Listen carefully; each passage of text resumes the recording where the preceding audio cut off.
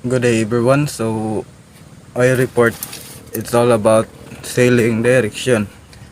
From the word sailing nang ito ay paglalayag at direction naman ay mga direction kung saan ka pupunta.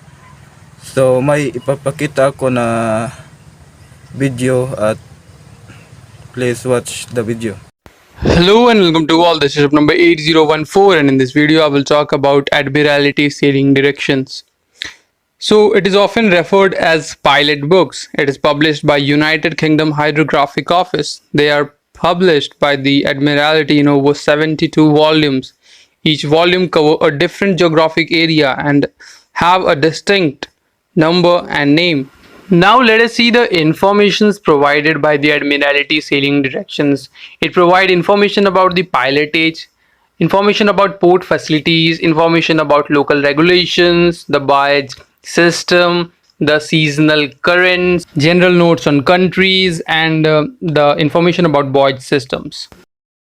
So nakita nyo naman sa video ay makikita nyo kung may pinaliwanag at yun ay tungkol sa sailing direction at pinagpakita kung ano ang kahalagahan doon. At from the word sailing means traveling across water using wind and power of boat or ships.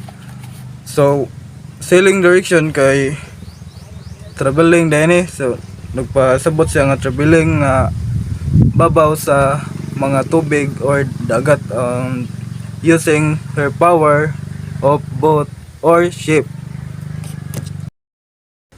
So sailing directions are nautical publication that provide essential information for coastal and port navigation, supplementing information found on nautical charts.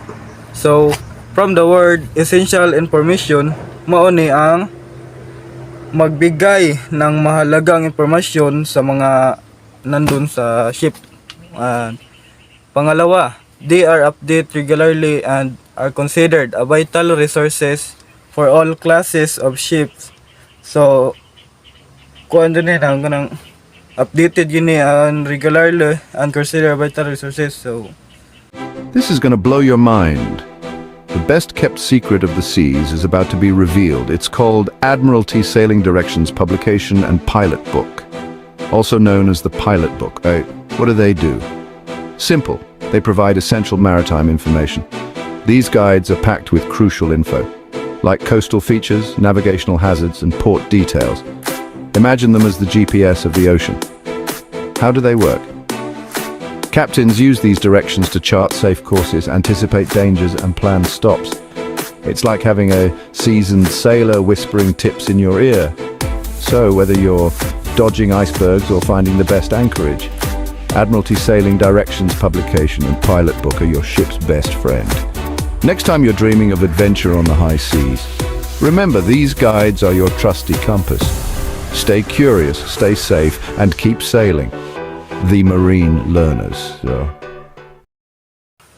So tanan lahat tayo ay may purpose naman, no? So ang purpose naman ng sailing direction is sailing direction are volumes published by various nautical national hydrographic offices or coast guard agencies which provide essential information to support port entry and coastal navigation for all classes of ships at sea. Sailing directions are part of carriage requirements defined by the SOLAS Convention. So makikita gid ninyo kung unsa yung purpose ani. So tan-aw lang ari o kuan aron makakita kag kuan. So mara to og sunod.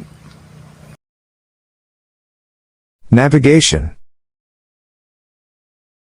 The process or activity of accurately ascertaining one's position and planning and following a route.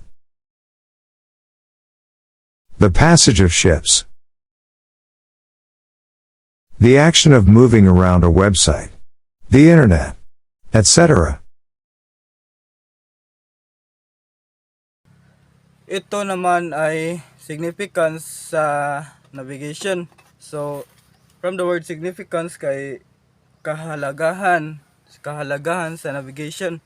So, number 1, supplement to nautical charts. Sailing directions offer detailed descriptions of coastline, including information about coastal features, depths, and dangers to navigation, supplementing the information found on nautical charts. Sailing direction kay mao ni ang maghatag og description sa coastal lines, including sa mga informations, feature, depths, mga kanang dangerous nga mga kanang agianan, mao ni ang makuan. So pangkaduha, weather and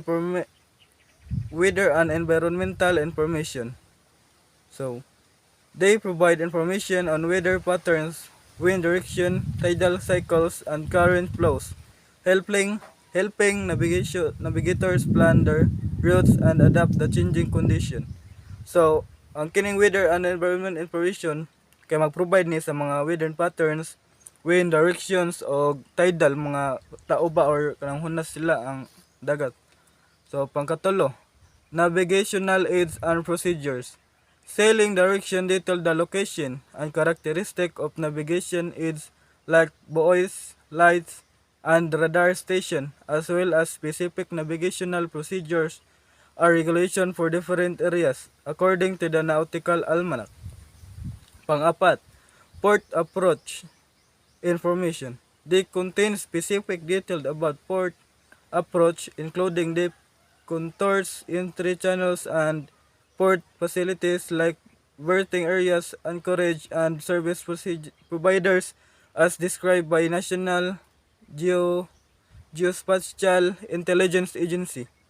So kini maghatag ni specific nga detalye about sa kanang papunta or paparating na ships, including depth contours, entry channels. So maro to. So man ta sa significance of navigation, ari na pud ta sa significance in port approach. So una, understanding port layout. Sailing direction provide a comprehensive understanding of port layouts, including the location of entrance, channels, and berthing areas, facilitating smooth and safety port entry. So, importante gid kay ning port approach, significant. Number 2, identifying dangers and hazard.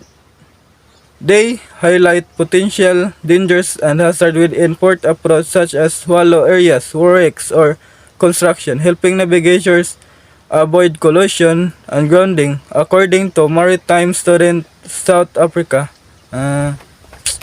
Importante gid.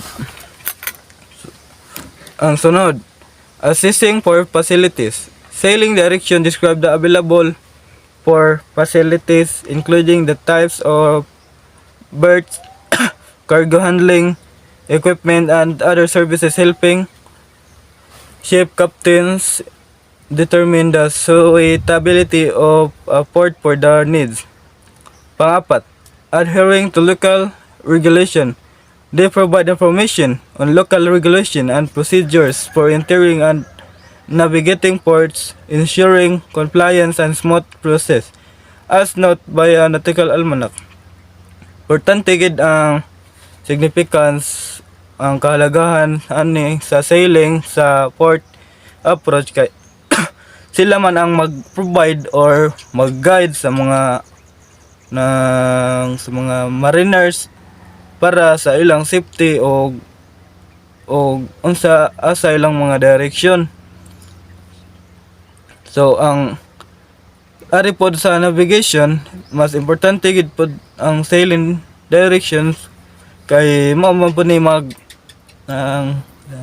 pinaka nga hapsay nga or pinaka detalye nga information nga mukuan sa mga mariners para mag-aware sila og danger, na ba sila sa danger or mali ang ilang ipakuanan nga direction. O marto, daghang salamat.